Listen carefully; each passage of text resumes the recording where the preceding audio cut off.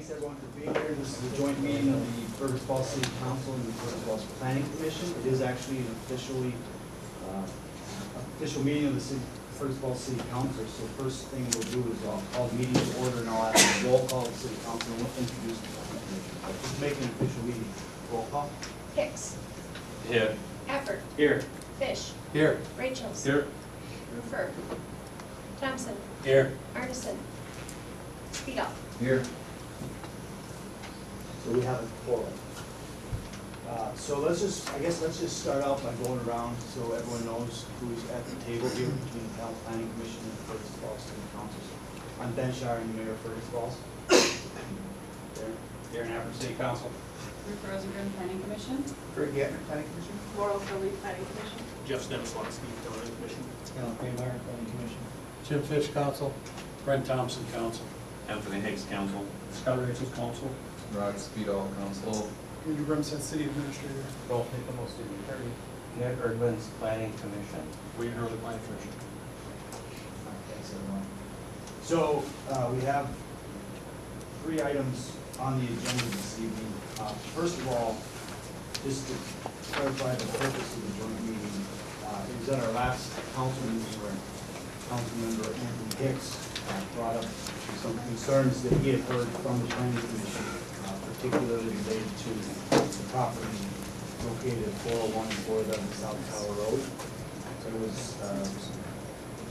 that issue had gone to the Planning Commission. They've been approved by the Planning Commission and came to the Fergus Falls City Council. Same here. Could you speak up just a little bit? Yeah. You couldn't hear. Yeah, sorry. All right. So there was some issues and concerns that were raised by the Planning Commission to certain members of the City Council. And so tonight we want to give the Planning Commission an opportunity to ask them those questions and voicing those concerns that they have them. And then also for the City Council, those items were tabled at our last meeting. We need to act upon those before. We don't need to act upon them tonight, but we do need to act on them before, I believe, November 13th. Is that accurate? So it'll be at our next meeting. We'll have to take action on those table items. Well, we could do it tonight. We could do it tonight if we wanted to. We don't have to do it tonight. However, it is an official meeting, so we can.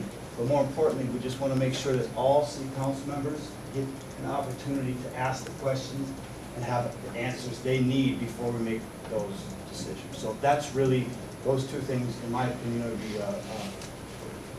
the mission of the meeting tonight after the last council meeting.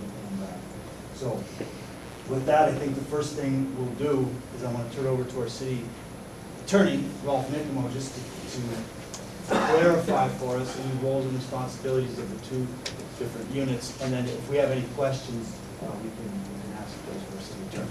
Thank you. Your Honor, just one thing. I think part of it too is understanding, we have some process issues that I think we also want to kind of discuss tonight, and how we kind of ensure that we deal with kind of a level and fair playing field, between developers and builders and owners.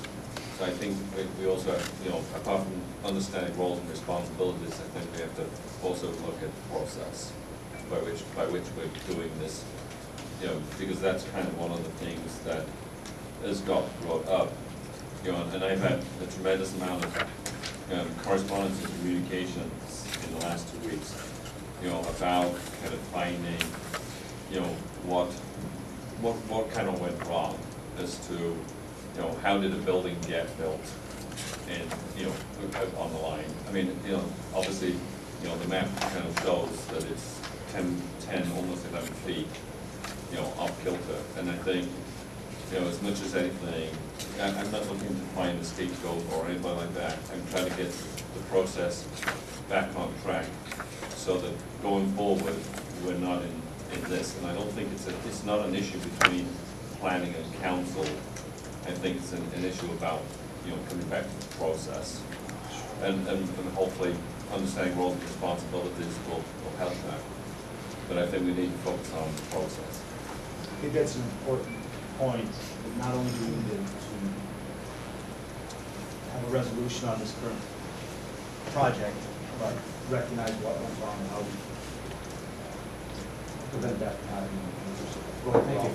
And that's an important point, because I do think that defining not only the roles and responsibilities, I think we all kind of have an idea of what each board or each function serves. But planning commission is an arm of the city council. It acts in basically an advisory capacity to advise the city council on a variety of matters. I mean, anywhere from municipal planning to zoning decisions to use of real estate, and developing or actually amending our municipal comprehensive plan.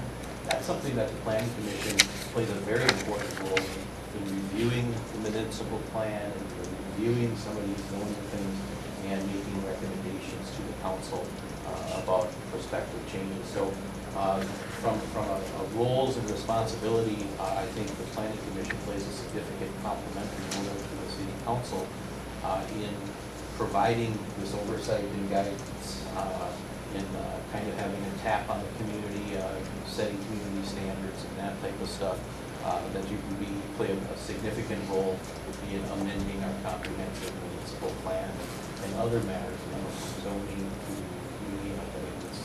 you know that there's a variety of issues that come before the planning commission and also now the combined board of zoning appeals. And so virtually city planning, municipal planning comes across your plate. And so that's in my opinion, one of the most important roles that you play is a reviewer, recommender of the municipal plan, a larger picture to set those community standards that need to be reviewed from time to time. I mean, I've looked at our various, and subdividing is another important part of it too. So when you look at when you define the roles and responsibilities, I look at it as a complementary role to the city council. It's really providing the assistance to the city council on delving into projects, delving into issues, and making new recommendations to the council. I think that your role moving forward, I like the idea of having some process established, that you can look at when an item comes across your plate. This is how it's dealt with. This is the process that we use. Some of these things we have to act quickly because we have laws that are put in place to make decisions, and we've got a 60-day rule on various different things. We've got a 120-day rule on other matters. I mean, but the process really puts the burden on the planning commission to delve into a project or a decision that's on your plate to really give it the attention it deserves. So we can go over the various functions as to what you deal with if you would like. But basically, the city council has given you broad authority on what can come before the planning commission. Our city code basically says is that you have the ability to act on duties that are granted under the Municipal Planning Act, which is in Minnesota Statutes, Section 462. And there's a variety of issues there, a variety of things that you can address on behalf of the council. I guess, I would like to answer questions that you may have, but I can go into what your powers and duties are generally, but I think it may be more productive if you have specific questions, you can look into that, or it may even be more productive to have a training session with our planner and myself, which I'm sure he would be more than happy to assist in that regard if you want to have a bit more in-depth discussion.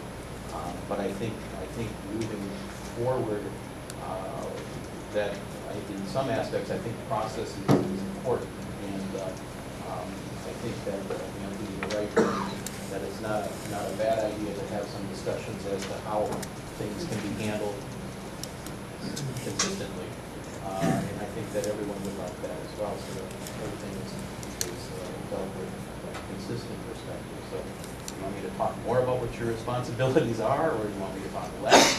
No, thanks. Just for everyone to know, we as a planning commission went through 4 hours of state mandated training. So I think we're pretty familiar. That was through the league? Yeah. Yeah. Yeah. And I don't know if every new member has been through that or not, but what did you find that as a good program? I did find it to be good. I still, it was not clear to me, my understanding of the state statute is that a city council can be the planning commission as well. Yep. But in our case, we have both. And it was clear that we do have, as you said, an advisory role. So even in the issues that are coming up tonight, this particular one, I believe we did still approve of the plat for city council to act, because the city council acts, we don't, isn't that true, Mr. Chair? We don't have legal binding. It goes back to the city council. It goes back to the My city understanding. council. We make a recommendation, and Yeah. then they'll decide if that's. Ultimately, it goes back to the city council, but you certainly have the role and responsibility to make recommendations if you think there should be some conditions placed on certain things. I think that's where you have the opportunity and the greatest flexibility in arriving at reasonable conditions that you may wish to place on these things. Of course, it has to be approved by the council, but I think that's the important function that you play in that regard to the council, is coming back with some recommendations. If you feel that there should be some conditions placed, there should be some conditions placed. But I think that's where the hard work from everyone that's involved is, from the get-go on these projects. And you go through a public hearing, you get some public comment, and then you're kind of expected to kind of move forward off of that. And unfortunately, we have these time constraints, and we gotta deal with these things fairly quickly, depending on the topic. So but I'm glad that you went through the training, because I've heard that it's good. Yeah.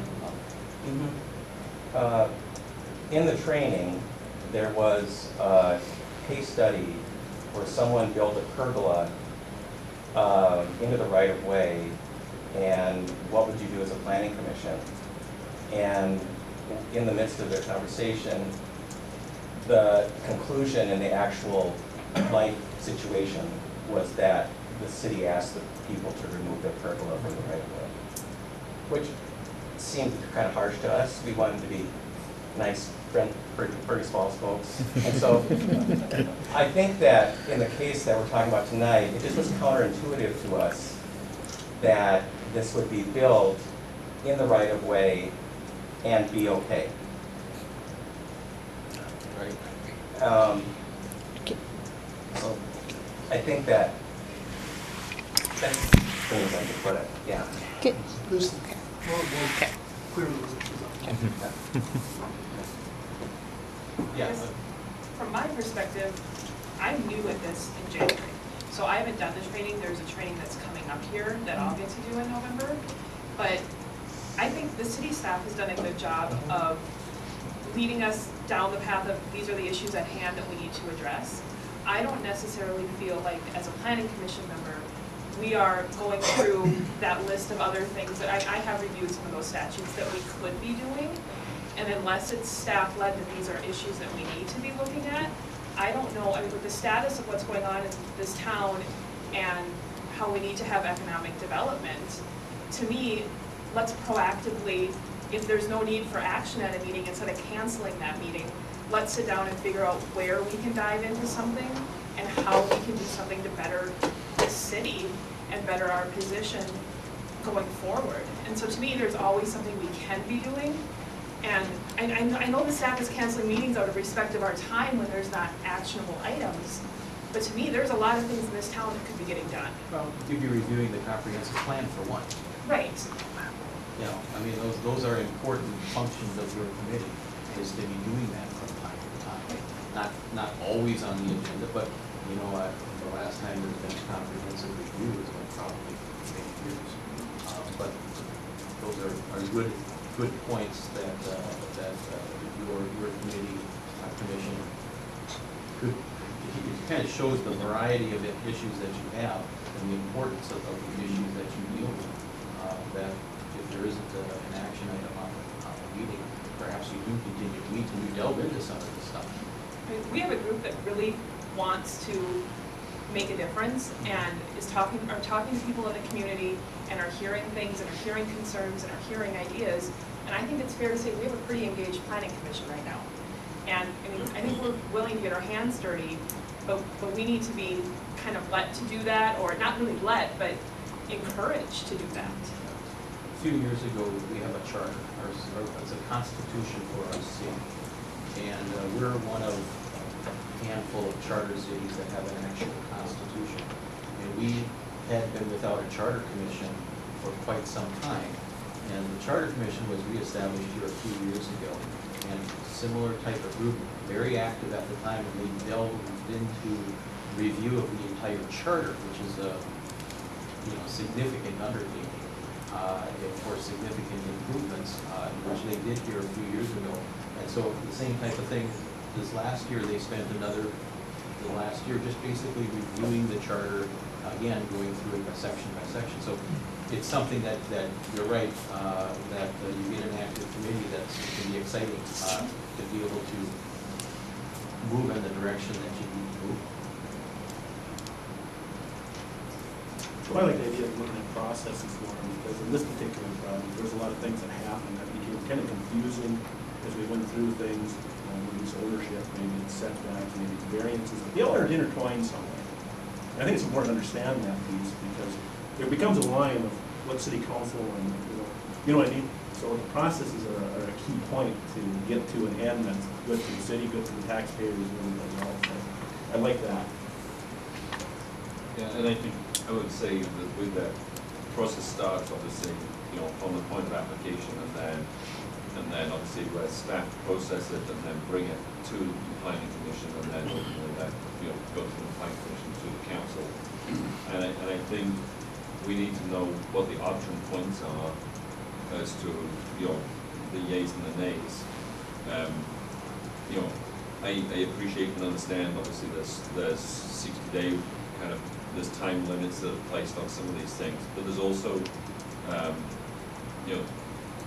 we should have some options about at what point do we accept a complete application. And, and I think sometimes, because we want to kind of do the right thing for the developer or the owner, sometimes maybe we rush that as opposed to kicking it back. I deal with the Minnesota Pollution Control Agency, and I can tell you that they kick back applications to people, to say we want more detail. And I think, that's maybe that's what we have to do is, by the time it gets to the planning commission, staff should have hopefully got all the questions that planning commission are likely to answer, and also give the options.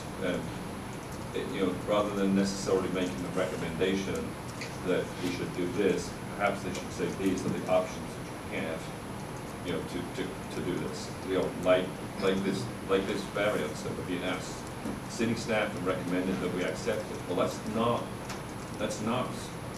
There are other options that need to be written down so that city council and ultimately the planning commission know what those options actually are. Whether they are to say you've got to remove it, as you say about the pergola. At the end of the day, they had to move the pergola. That was the decision that got made. Well, that's an option here. I had a builder call me in this last 2 weeks who was made to move the foundation of his building that he put a foundation in, and it was incorrect, and he was made to move it. And so, that's somebody that wants to see a level playing field, because that obviously cost him money to make that rectification. And that's, I think, where we're wrong. And likewise, even though we're not, we're talking this, the Jamaica Drive is another one where, we set a process going that wasn't fully flushed out. And we had a meeting that many of the residents at Jamaica Drive didn't understand what action was going to be taken that action got taken, and now we're kind of left with like a fait accompli. And so we have to either, you know, we can accept it, but the recommendation is we accept the plan. Well, that's not just necessarily, there's other options. Everything has another option. You know, yes, we may end up in a lawsuit or something, but if it's the right lawsuit we end up with, then so be it.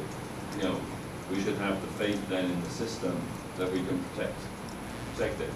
But when we make decisions that we end up in this box where we have no choice but to accept something, and that's wrong for everybody in this room and everybody outside this room within the boundaries of Fergus.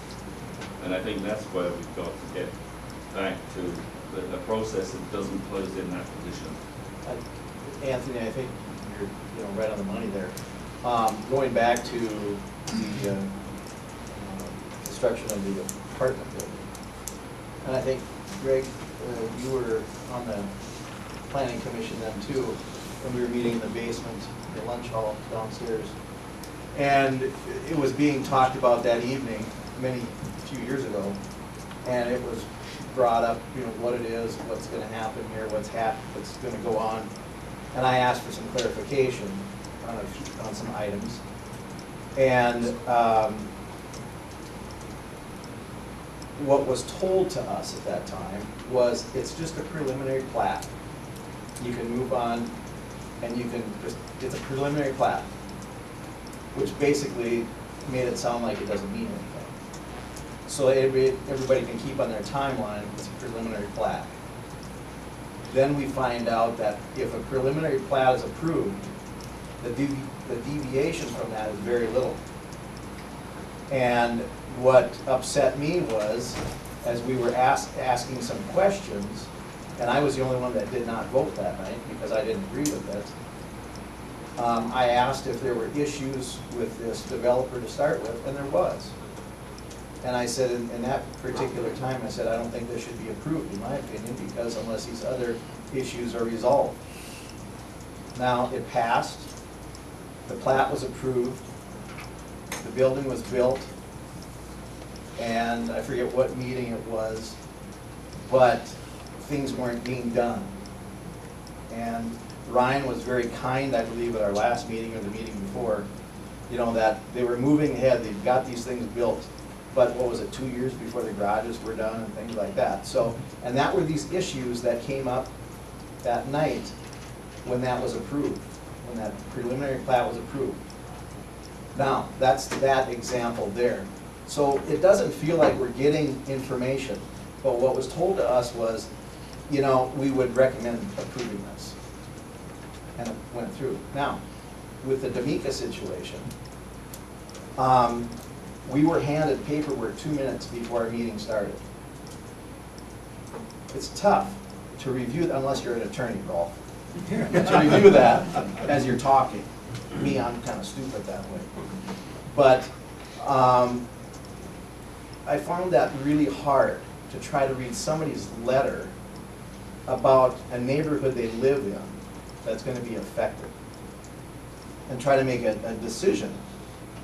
And as I do a little research now and look into things, there's a homeowner out there that had to move their house or change their plan of their house the way it sat on their lot because they were too close to the right of way.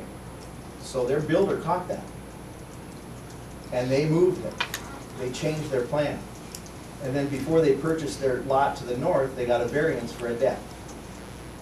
You know, they're playing on a level playing field here.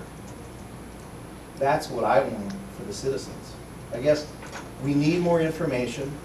Nobody likes to have something put in front of you 2 minutes before a meeting and say, you know, we recommend this. Why do you recommend this? So then when we ask questions, it can feel defensive.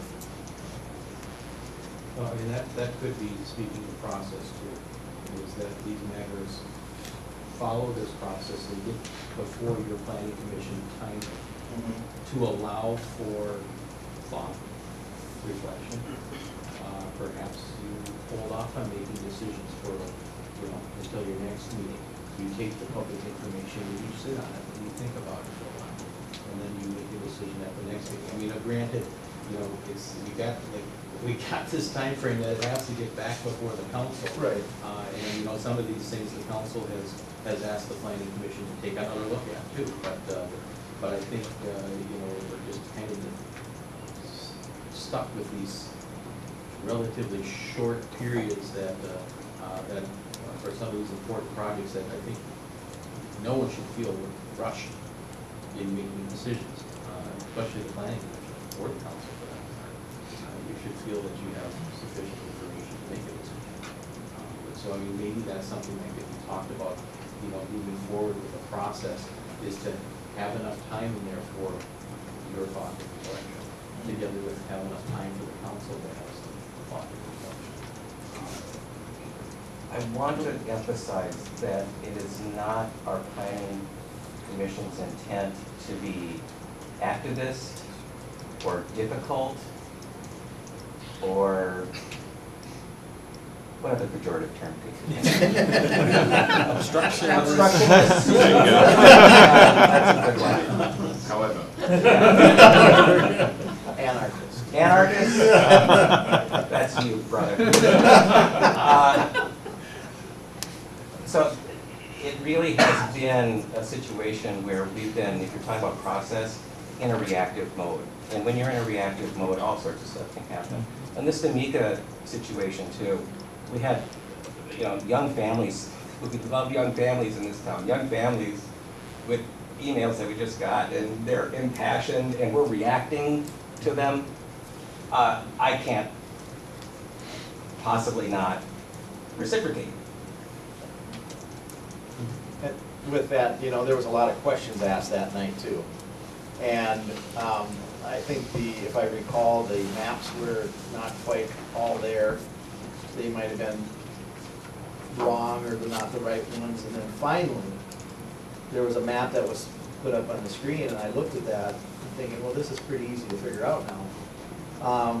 The issue was to have in and out, you know, just a one way in and one way out. But to make it flow through, well, there was one lot there that the developer could give up. Since looking at that, so really the developer could give up one lot, the city could say no to it, or since actually investigating it, going out there and looking at that site, the person who actually, I don't know who the gal is who owns that land, but if you look at the end of Martin, you look close, I'm not a road builder, but it sure looks like that was graded as a road at one time through there. And they've been cutting off to the left on it, to the east side, and then it drops down quite sharply after that. But you could see that it looked like there was a road cut in there many, many years ago. You know, or something could be worked out with that landowner. And then I see you know, something come through from a developer. It basically says it doesn't want to talk to the city anymore about that. You know, I think as a city, you need to maybe address that and say, hey, we do need to talk about this. But there again, that plat has been approved. So now you can't deviate much from that plat. Unless he changes something dramatically, which he's not likely to do. Right.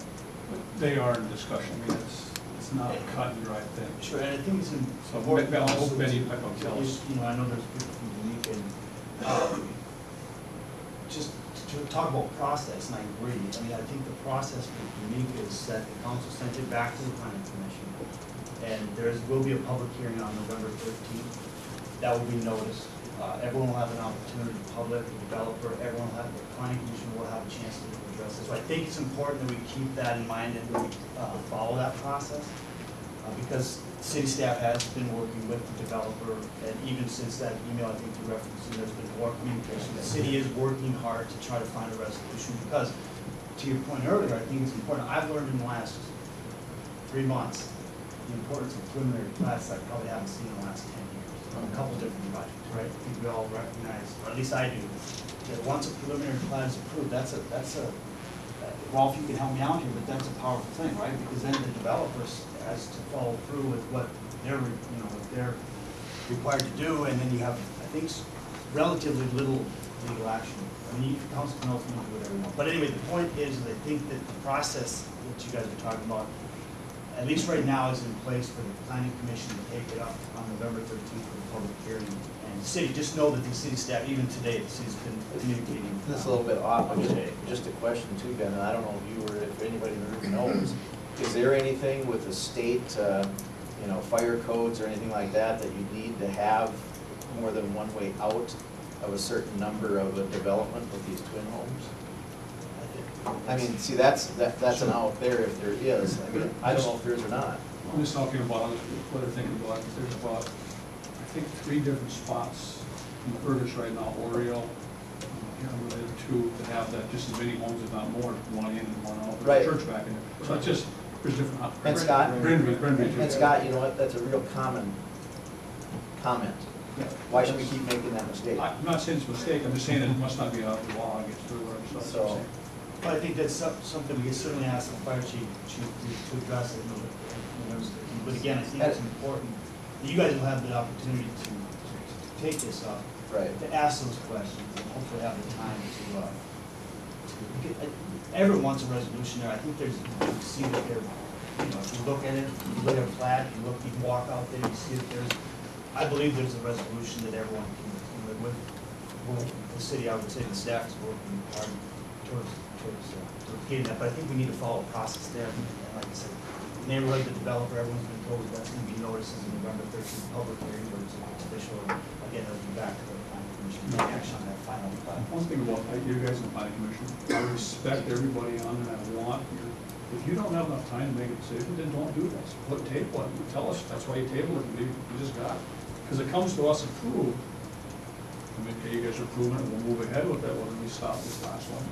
And I wasn't very happy with that, because you guys approved something that afterwards you really didn't think you should have approved it.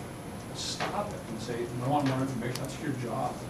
When you come to us, I don't want to come to your planning commission and listen, and that's not I don't think that's our council's job. That's your meeting, not mine. And I think that you guys, you do a great job. A couple of hiccups now, we just had, that's why we want to get this meeting straightened out. But I mean, you guys need more time, that's what you need to do. Don't think if you say somebody's rushing you, stop and say no. I'd like to comment on that. Yeah, go ahead, Ruth. Well, personally, I don't feel like I was pressured or made to rush into this decision. It felt like it was a recommendation to resolve this issue on the table. Are you the one who made the motion to move ahead? Yeah. Okay, I would listen to the meeting. Yeah, and it, made the motion to move ahead with the variance. It seemed like a common sense response to the issue on the table, and that's why I wanted to move forward and resolve this. I certainly didn't feel pressured in any way. And yeah, I guess I don't want that the city council or other folks of the community to feel that we were pressured. Unless people did, I want people to voice that. I feel like there's been a lot of sideways finger pointing in this whole conversation, which is frustrating to me, that I want people to confront each other. We're adults, we're professionals, and I would like to see that happen more often as well. I think there's been more discussion and upfrontness at these planning commissions than it's ever been. And I don't know if people like that or not. I do. I believe there needs to be discussion. Why should we all agree? That's not normal, I don't believe. Everybody has different views. I did feel pressured. I didn't vote on that either. I just kept my mouth shut. I'm not, in this economic situation that we're in, I think we need to be looking at business and industry. Who did you feel pressured from? I just feel that there was a 60-day, there was something that came up with a timeline on it. I can't remember how it came, but it's like, it always comes up to this timeline. You know, city staff strongly suggests or recommends this. And then we have to keep in mind, then there's this timeline. Well, to be honest with you, I don't care about a timeline. If it's gonna be right or wrong for the citizen, for the taxpayer in this community, then we need to hear about it. We need to discuss it. We can't just keep pushing it through, you know? Can I I just think- yeah. make one comment just for the public that's listening on this? The 60-day rule is imposed upon us by the state legislature. It's a state law that says actions before city councils and other bodies, have to be made within a certain time frame. And if you don't make it within that time frame, you're deemed to have approved it. So I mean, that's really. Kevin, is there an extension? You can ask for an extension. There's a couple situations where you can do that through mutual agreement with the applicant that has the matter before you. And, and that would be a perfectly appropriate discussion at the planning commission level as well, is if it is an important project that you think it needs more time, more study, more evaluation, is that could also be a discussion that you have with the applicant. Because normally at the planning commission level, you have staff that would provide a report to the planning commission and maybe even provide a recommendation. They should provide what options may be available to the planning commission. The applicant would speak towards the project. Opponents would then be given an opportunity to speak about the project. The applicant probably would be given a further opportunity to rebut whatever the opponents came forward with. And then the planning commission could then take whatever further actions, questions that they would have of any entity moving forward, including the developer or the applicant. And maybe at that point, this is an important discussion. Would you entertain an opportunity so that we can discuss this further and we can put something in writing and gain more time that way? And maybe that's a more productive way to approach it with an applicant is when you have them on the spot. Yeah. I mean, and then what their position will be, and then you can decide whether you want to table it for the next meeting or something like that, or take action and maybe say, this isn't something we're interested in at this early stage or something. I would like to see the options coming from the staff. I totally appreciate the recommendation, but especially coming in new in January, to know what the options are would be an important piece. Because I think we find ourselves asking the staff sitting there with public in the audience saying, what are our choices? And one, I don't know if that's the best PR as members of the planning commission on behalf of the city of Fergus Falls either. I don't like to look uneducated or like I don't know what I'm doing in that setting, but we find ourselves asking what our options are. And so if that was part of the packet we had ahead of time, I think we could have more reflection and come in a more educated way. And then the other piece I think that's important to process is, especially in the D'Amica situation, we need to, and I know legally we have to give certain notice to the people within so many feet, and that notice has to include certain legal things. But to me, give these people more information than less, because they're coming in here, they don't know what they're reading, they don't understand the maps they're looking at half the time, it seems like, and they're hearing things from their neighbors that may or may not be true. So give them some stuff in plain English and highlighted maps. I mean, the more we educate, the easier it's going to be to get people to understand what we're trying to do.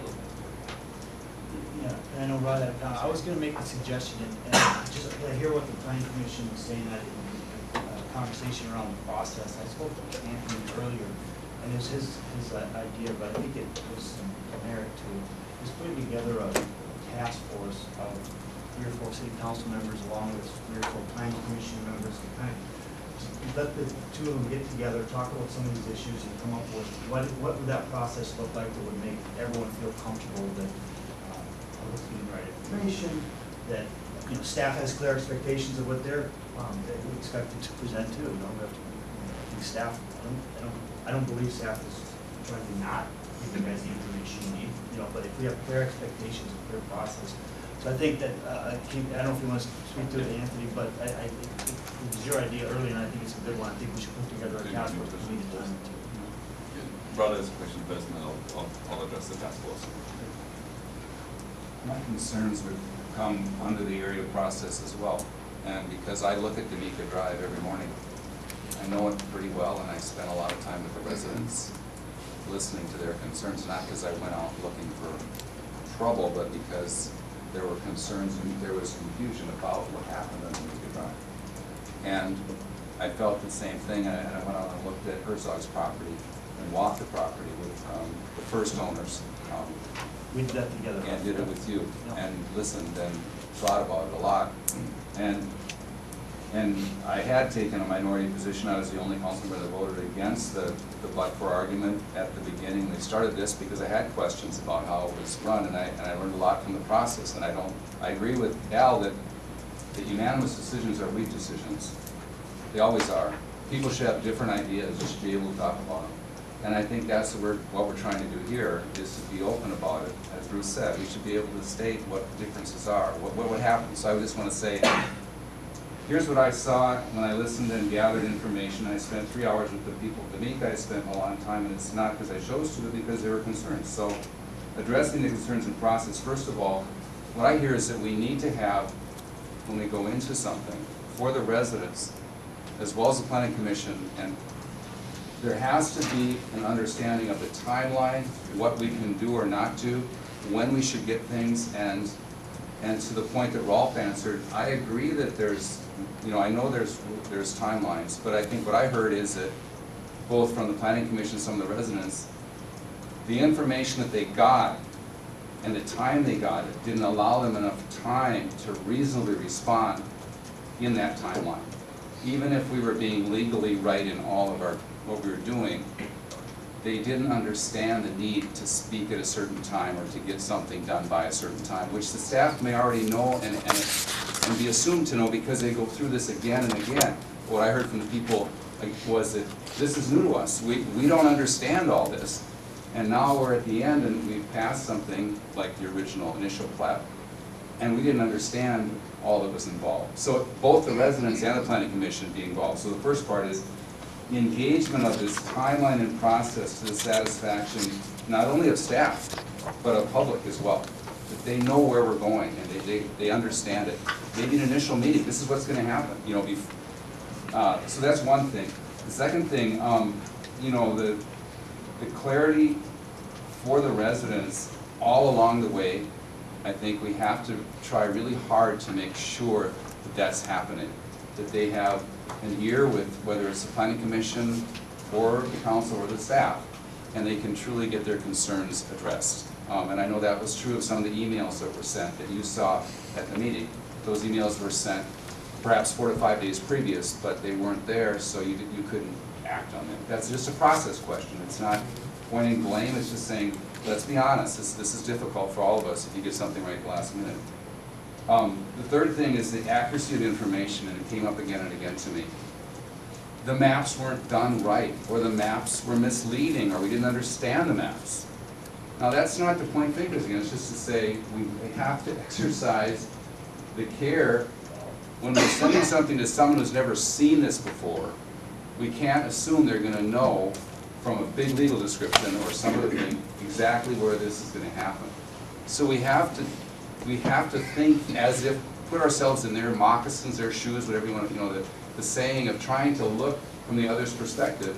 If you're brand new to the process, you may not get this, and it just goes by. So we can help avoid all the stuff if we do that. The fourth thing is that I believe, like Anthony said, that it's really helpful that what the staff does, especially when they present options, rather than ask for recommendations. And I think it's fair to say that in many things there's a good way, there's a bad way, and there's an in-between way, or maybe say there's a most optimal way, and all those involve costs and other things, but I think to be able to have staff present those options and say, here they are, is better than saying, we want you to do this at this night or something. And again, I heard from both zoning members and planning commission members that, and you may not have felt the pressure, Ruth, but they did, and they said, we felt pressured if we get a call 11 in the morning, we're supposed to come in and they ask us, would you approve this tonight?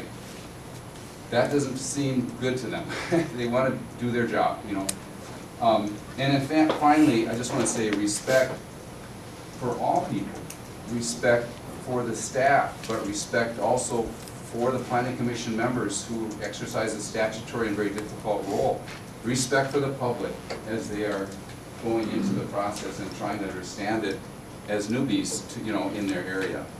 So just with those 5 major areas, I was trying to summarize what I think the process needs to happen, and the way to make sure it is that we get information. I, as a council member now, would like to be included on the emails and the things that involve, because Danica is my backyard, I'm in Ward 4. I want to be copied on those things so I know what's going on. It's too hard to come back and figure it all out when the 30, 60 days are gone. So I would like to be copied to make sure that we are respecting everyone in the process as we should. Thank you.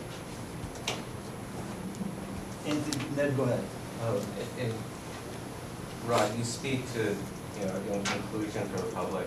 I also want us to be considerate of the developers and future people who want to build in this community, and so that our projects don't end up in DL, and they don't end up in Alec, and they don't end up in Fargo-Moorhead, where, and I think that one of the things we can do, Mayor, I think through the idea of getting this group together and really focusing on process, I don't want the reputation with developers and entrepreneurs that if you go to Fergus Falls, the goalposts are gonna move.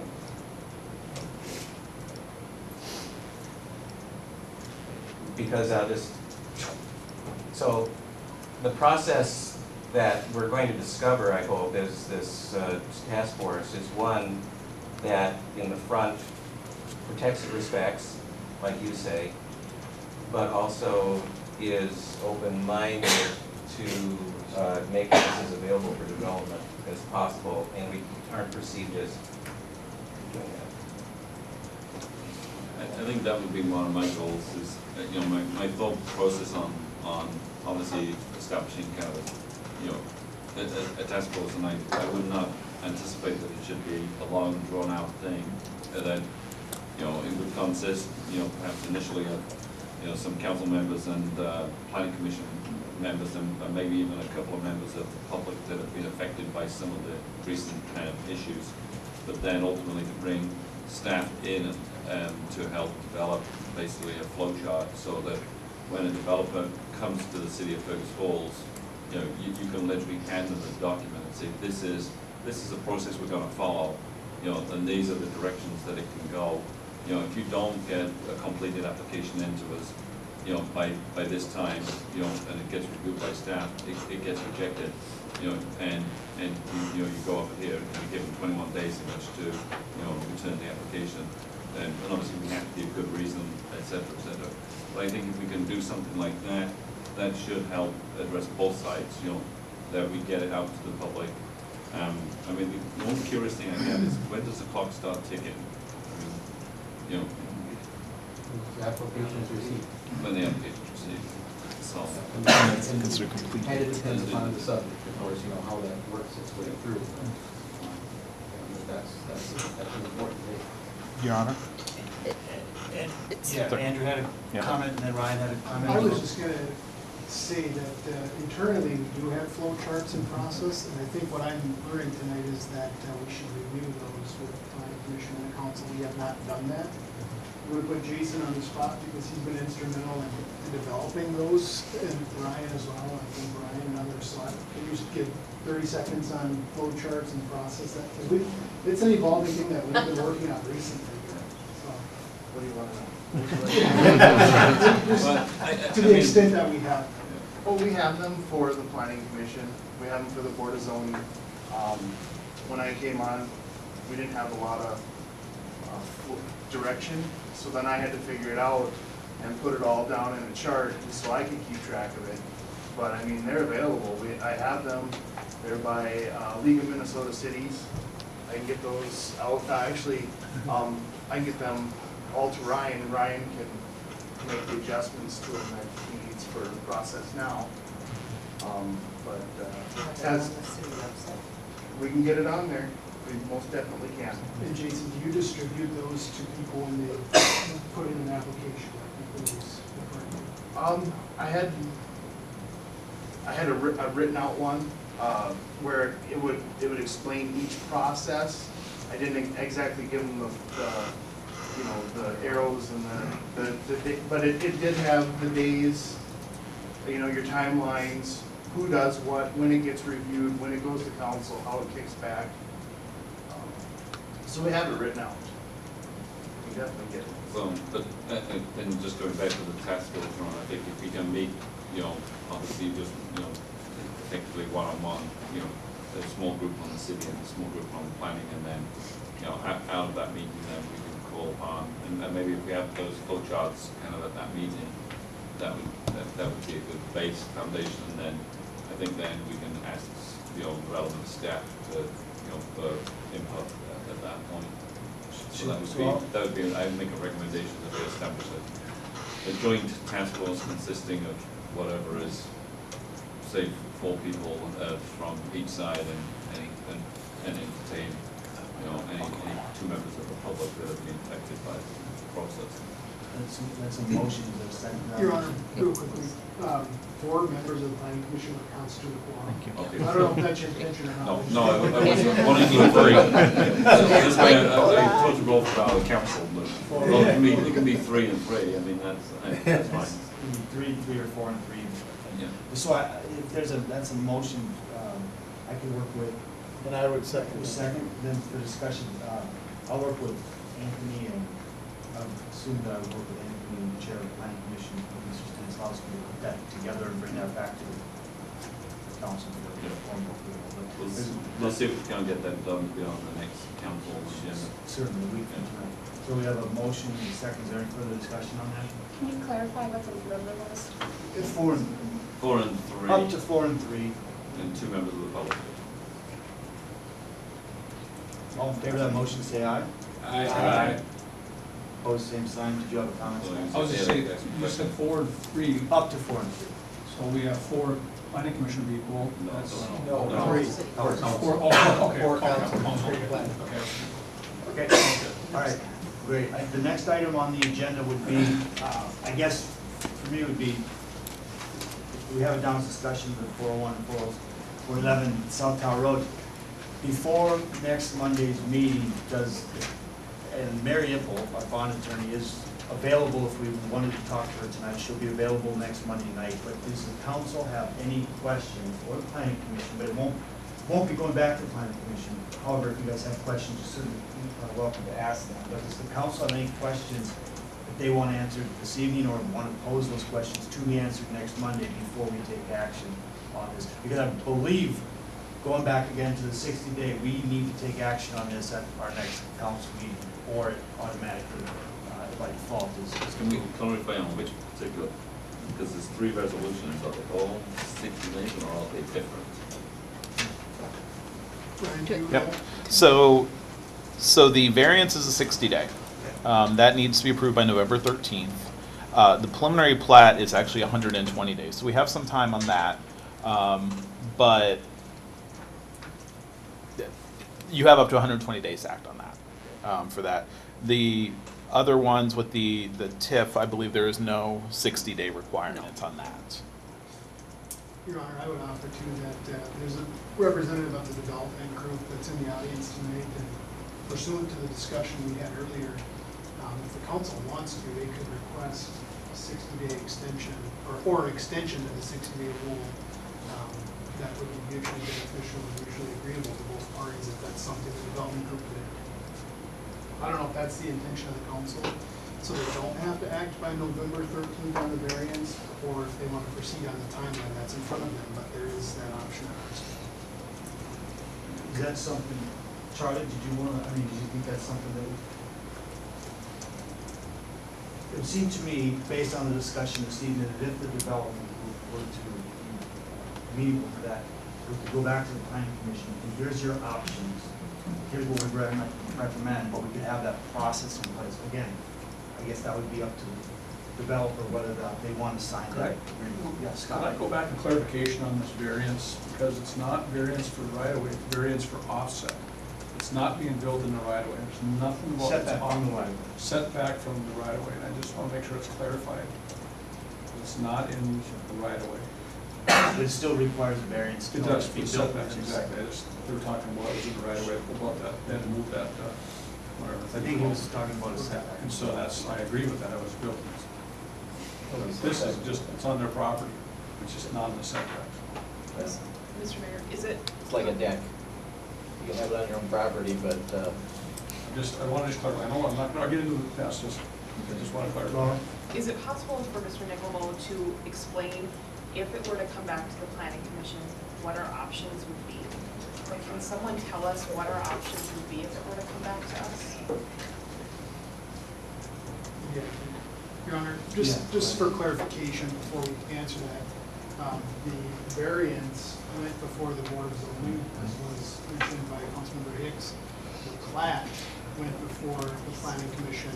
My mistake. And then the development agreement, the opinion of the bond attorney is that that's an agreement that's already in place with the city, so the council would need to be the ones acting on that. So there's 3 different items concerning 3 different boards, so that complicates everything as well. Right? But are you saying, Andrew, that from the staff standpoint, there's no reason that we couldn't authorize this? Certainly. I mean, the time, we're going to have to reach a resolution at some point. Sure. There's nothing impacting the city, if that's now or 2 months from now. But I wonder if everyone would feel more comfortable if that task force were able to meet, set of processes in place so that we can all go back from zoning to the planning commission. We people feel comfortable in this decision. They're important decisions, right? Yes. Well, I just think, this is a good meeting, because I think as a community, we have to understand where we were to get to where we're going to go. And I think I would rather see a task force get together, get some processes in place, so we have a clear picture going forward, so we don't have these issues come up again.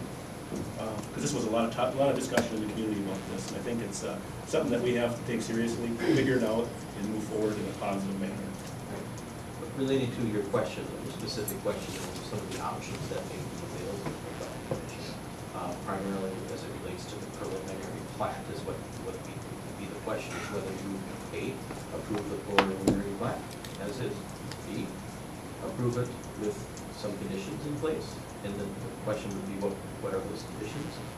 Maybe you even want to make the conditions a requirement of an agreement, like a development agreement, that a development agreement be entered into with that clearly sets forth whatever those conditions may be. So I mean, those are kind of your options there. Your recommendations would be to the council, and you could even recommend that it be denied outright, that it's not in conformance with community standards, or you got to have some reasons, but it's not part of the comprehensive plan. It's not, I mean, but this is your opportunity for that input and that requirement of moving forward with what the planning commission believes is important, the community standards that need to be thought of and implemented into these plans. So those are kind of the options here. That's helpful. Your Honor. I'm sorry. Yes, go ahead. And this is actually maybe a question directed to the city attorney, but my understanding of reading the subdivision statutes under state law is that the city can deny a plat, but it has to be tied back somehow to the subdivision ordinance, and all the conditions do as well. And I think that some of the issues we're having is maybe reflecting of where our subdivision ordinance is inadequate. And I think that is maybe some of where maybe the planning commission and the city council feel some frustration. And so when we get a plat in, we look at it, does it meet our city subdivision ordinance? And if it does, it's not really discretionary approval from my reading, and the city attorney can certainly correct me on that.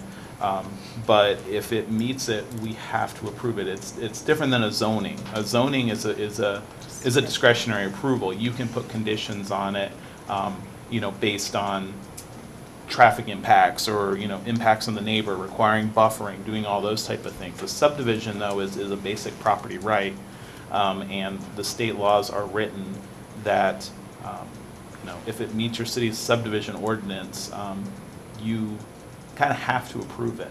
And so I think what might come out of this is a hard look at our ordinances and seeing maybe where they're inadequate. And that's like with your downtime, because that's the type of stuff you should be looking at. Not that you have downtime, but I mean, the ordinance is meant to be flexible, meant to be changed, and the comprehensive plan meant to be looked at. So is what Ryan is saying accurate, that if it checks those 4 boxes, let's say, for example, we're up against saying yes? It's, yes, because of the fact that has been defined as what the current standards are. and you are to be looking at those standards in light of the requests that are being made. But that's the whole point too, is Ryan's right, is that it's part of the larger picture. It needs to be reviewed. Yeah. And I think that's what, I had frustration with that the other night, because you were saying, I mean, this would go back to, for example, that sign that Hope Luther wanted to put out. Basically, it's gonna go there anyway. It's just, so it gets to the point where why even bring it up? If they can do it, why are we even talking about it? And I think that gets frustrating when we hear somebody say, well, you know, they can do it. Do you see what I'm saying? Do you understand? And I'll clarify, conditional use permit is a discretionary. Right. You have the right, you can place conditions, you can say yes or no on that, you know, to just kind of keep everything clear. A subdivision, though, is a little bit of a different animal. It really does come down to, does it meet the ordinance? And if it does, unfortunately, and it frustrates me as a staff member as well, because I'll look at a plat and say, you know what, this is not good planning. You know, I'll go on the record, you know, the D'Amica Drive issue. As a planner, I don't like how that is set up. But my job also is to protect the city from lawsuits. And so my job is to enforce what's on the books. And if we don't like it, the proper angle is to change our ordinances. We can't balance our discomfort of something in the ordinance on the back of a developer. And so we have ways we can work with them. You know, we can do development agreements, you know, for abatement of assessments, you know, for a certain period of time. The city does have some tools in the toolbox, and that's what we're trying to work with the developer on. But at the end of the day, the developer can come to us and say, this does meet all of the requirements of your ordinance. Vote it up or down. And it's frustrating. I fully admit that. I mean, part of it, our hands are kind of tied because of the fact that some of this is controlled by the state legislature, the state statutes that require uniformity across the board, regardless of whether you're in Fergus Falls or Alexandria or anywhere else. So, I mean, some of this stuff is fairly set in stone, and it is frustrating. And it sounds like now the developer is talking, I'm going back to that D'Amica thing. They are talking to you now? Because of that email that you were sent out.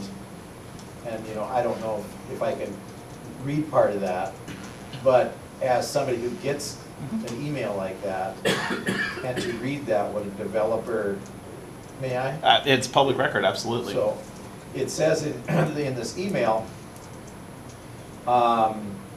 you asked Brian about the possibility of a meeting with him and the developers. He stated that he doesn't feel there's any need, as the developers have made their decision on how to proceed.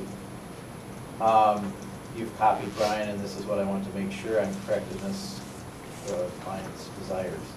You know, when a developer is basically trying to tell a city what they can, and, you know, to me, I have a hard time with that. The city's the boss, in my opinion, because they need to look out for the taxpayer, for the citizen. And here's a developer that wants to come in, and again, these are 50-foot lots. Is that correct? Yes. Twin homes? Yes, twin homes, yes. I don't think Oriole Drive has 50-foot lots and twin homes, so. Just look at the in-outs. Yeah, so anyway, I think we have to look at these things, and I can say that because you're a friend of mine. I'll check underneath my car today. Just a comment on that, you know, and that's a question for our attorney, but all of us, because it was raised originally, I raised it when we started on the Herzog development. It was evident at that time that our code was inadequate to cover that kind of development in Fergus Falls and that place. The city council, I believe, is not bound by past decisions of councils if those decisions are going to impact the health or the welfare or the long-term health of the community around that spot. So what I'm saying is, while I agree with your understanding, I'm not trying to make it a legal, you know, argument. I'm trying to say that as a council member, if we deem that because our past councils did not create the ordinances that we needed, and there's a development that's proceeded on the assumption that it can proceed under that ordinance, I believe as a council member that I would want to say wait a minute, we have to make a ruling on this. Then I suppose you can go into the court or not and find out if that's, you said discretionary or whatever, but my conscience would say, and I said this about the Herzog development, the initial plat did not show enough green space, play space. There were too much parking lot. There wasn't enough space to turn around emergency vehicles. And I talked to a couple people about this, and the objections I made to that plat weren't based on the code. We didn't have a code that covered it. They were based on common sense. They were based on spaces for children, green spaces, play spaces, health, you know. So all I'm saying is, I would be willing to say no if it doesn't fit for the community, even if our code isn't adequate. We should be able to say something to that, you know, even if we can't reform the code, you know, overnight. So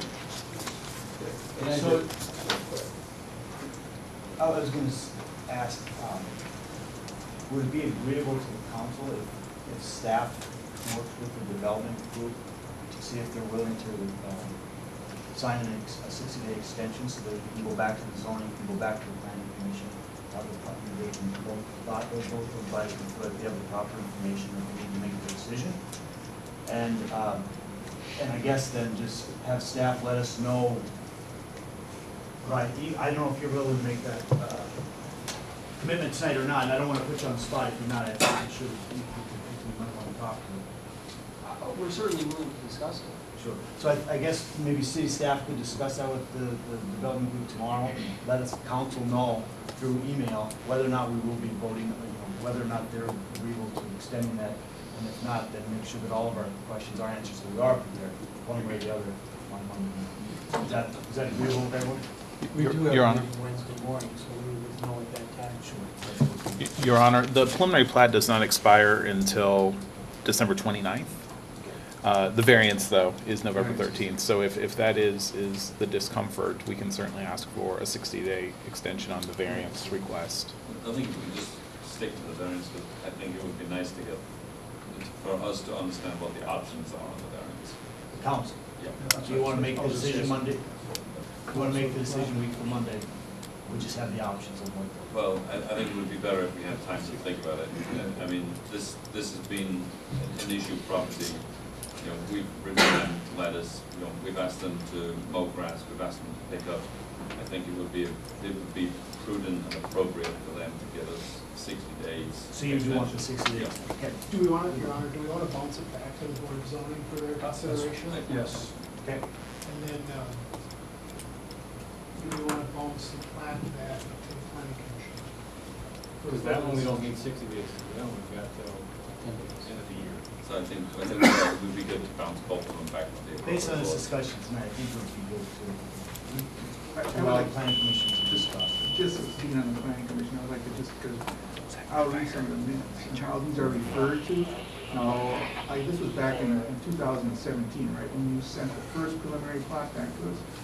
I had to go to the city council's minutes and see what the issue was, and it was the green spaces and all that. But here's how it was presented to us from our minutes. It says, April explained that the request by unique opportunities for a preliminary plot in the subdivision or legacy addition located like blah, blah, blah. Since that time, Brian Yarborough, the city engineer, has reviewed the preliminary plot and has approved it. A letter from Brian Yarborough, the city engineer, was presented to the PC. The letter confirmed that the preliminary plot was approved by the city engineer. Gordon stated that this is just a preliminary plot and that the final plot must be approved by the city engineer at a later date. Gordon mentioned that Brian Yarborough and Samuel Herzog have been in discussions about the plot and what is expected on the final plot. Brian Yarborough will not approve the final plot until all his concerns are met, and the final plot, which is being prepared by an engineering firm, both hired by the applicant and knowledgeable in Fergus Falls code requirement. Moves Rosgro moves to approve the preliminary plot, and I seconded it, and we passed unanimously. So where did we get the information? What was wrong with it? You know, I mean, we're told that we can't deviate from, you know, what the ordinances are. So we're going back and doing this again. What are we going to change if this one, you know, gets sent back to us again?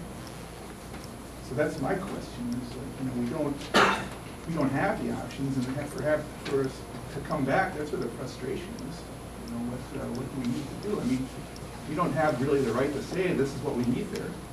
You know, maybe you guys maybe do, but, you know, we'd agree with you. But Is it something where Mr. Nickel could come to our meetings so we were clear when it bounces back to us on what we can and can't do, and we don't feel like we're kind of guessing? But, I mean, I I mean, just I see this can- next, if this I comes back agree with again, you. if It's this comes what back we're gonna again, vote what are we on. gonna do? Right, that's why I was asking what our options are, Yeah. because I agree with you. It's just something that, where we know what we can do. Because if it's the same thing, right, It's process for process sake. Like, I'm all about process, I don't wanna. I guess with this discussion, I thought, you know, whatever we can do to make people feel like they're able to ask questions. We don't have any plan that shows anything more. I mean, I'd love to have it come back if we can do something. You know what I mean? But if we can't do anything other than vote it up and down the same way we did before, then. The reason the trail is All right. there is because of the tip. So, we'll get the task force put together, we're gonna work with the development, see if we can come constantly to the extension on the variance. Anyone else have anything else before we end? Your Honor, just D'Amica Drive, just that question. I know there's a timeline ticking there. Yeah, the deadline, I believe, so, again, November 13th is the public hearing of the planning commission. November 19th, I think it's sometime in December, is it December? I forget what that is. But November 19th meets that deadline. It's the end of November. Those notices for the planning commission public hearing will go out this week. Yes. So there'll be time to look at that, at the options that will be presented there. Yep. On the road. And because as I understand it, that, is it true that there will be another road off Martin that will enter, that it won't be the longest cul-de-sac in Minnesota? I mean, I've understood that, you know, the longest cul-de-sac we have in Fergus is 300 and some feet. This will be a 500 and some foot cul-de-sac if we don't have an entrance off of Martin. And I don't know if we want to be known, you know, as having that kind of record in Minnesota, but my concern is that I would love to see some options that, you know, that we have there. I know you're working with the developer as staff, but at the same time, want to make sure that we really understand the options that are all there on the table, and what the city has done in the past when it's run up against issues of getting a road in that no one wants to pay for, you know, because there are some options, I think, that we could work out, but it's important for all the residents. It's a very large development, you know, down there. I think Ryan spoke about some of the tools that are in the toolbox. I know staff is working We with can get whether it's those, bacon, yeah, whether get it's those out there. deferred assessments and all these different things. So ultimately, I guess we all hope that we can come to an agreement with the developer, come back and have a solution that works for everyone, including the developer, including the neighborhood.